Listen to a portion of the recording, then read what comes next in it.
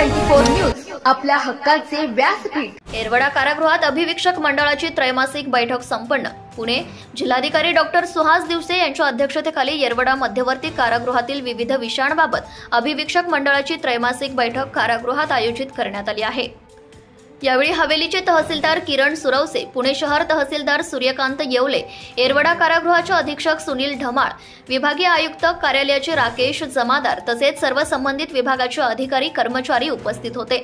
या बैठकीत डॉक्टर दिवसे यांनी कारागृहातील सोयी सुविधा, कारागृह सुरक्षा व्यवस्था, नवीन बांधकामे, कारागृहाच्या जागेवरील अतिक्रमण बंदी, आरोग्य कारागृहाच्या दैनंदिन अडीअडचणी यांबाबत माहिती जाणून घेतली। कारागृहाशी संबंधित प्रलंबित विषय, त्यांना येणाऱ्या अडीअडचणी मार्गी लावण्याबाबत संबंधित विभागांना डॉक्टर दिवसे यांनी निर्देश दिले आहे। डॉक्टर दिवसे यांच्या हस्ते जिल्हा नियोजन समितीकडून देण्यात आलेल्या निधीतून खरेदी करण्यात आलेल्या टँकर व बोलेरो वाहनांचे लोकार्पण करण्यात आले। Subscribe now and press the bell icon. Never miss an update.